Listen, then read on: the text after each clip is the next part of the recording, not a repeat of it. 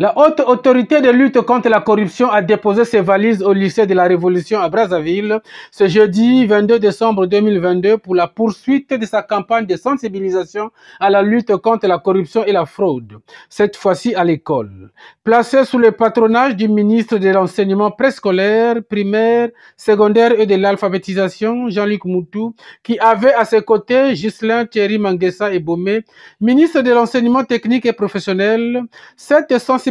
qui s'est tenue sur le thème « Bannissons la corruption et la fraude en milieu scolaire » a concerné ici les cadres et agents des deux ministères, les syndicats des enseignants et les membres des associations des parents d'élèves. Le président de la ALC, Emmanuel Olita Ondongo, a expliqué que cette sensibilisation est réalisée dans le cadre de la mission assignée à son institution. Au regard de l'évolution des réformes institutionnelles qui s'opèrent dans notre pays, le secteur œuvrant dans la lutte contre la corruption n'a pas été épargné.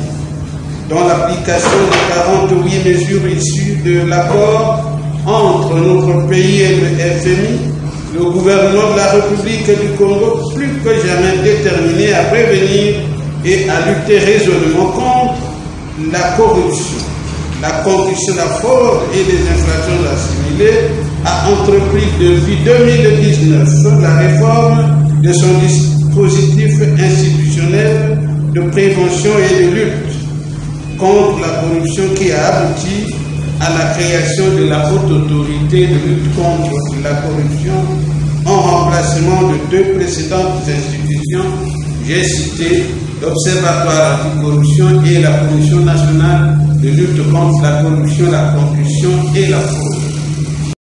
Il faut lutter contre toute forme d'antivaleur, s'est exprimé Jean-Luc Moutou, ouvrant les travaux de ses assises. Le ministre a salué le bien fondé de cette sensibilisation avant de dénoncer lui-même les mauvaises pratiques constatées en milieu scolaire. Les rapports de supervision, de contrôle et prévention des risques de fraude aux examens d'État et concours décrivent que, pendant la même période des examens, plusieurs manœuvres de corruption, de fraude et tentatives de fraude s'exécutent aussi et vont en s'amplifiant jusqu'au déroulement et à la publication des résultats des examens d'État. Les acteurs de corruption et de fraude en milieu scolaire peinent à inscrire,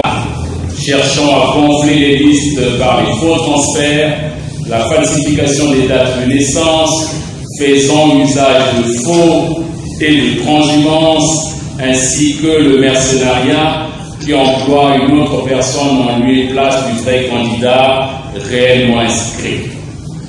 Les statistiques anti-fraude au titre de la campagne 2022 ont révélé de nombreux faux transferts, plusieurs falsifications des dates de naissance, des tentatives de corruption ainsi que le recours à de nombreux faux diplômes. Ce sombre tableau prouve à quel point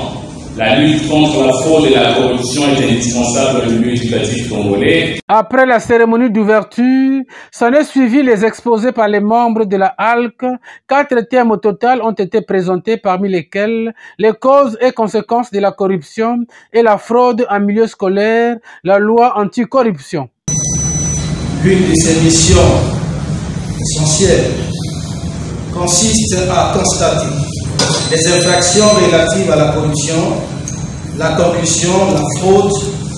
et aux autres infractions assimilées. Rassembler les preuves et rechercher les présumés auteurs. Le dispositif de répression de la corruption a été notamment fixé par l'adoption de la loi numéro 5/2009 du 22 septembre 2009 sur la corruption, la concussion, la fraude et les infractions assimilées qui, en réalité, cette loi complétait bien le dispositif du code pénal sur la répression des actes de corruption commis par les commis de l'État et les dépositaires publics. La haute autorité de lutte contre la corruption poursuivra ses panels sur la sensibilisation à la lutte contre la corruption et la fraude en milieu scolaire ce 23 décembre 2022 avec d'autres acteurs de l'école congolaise.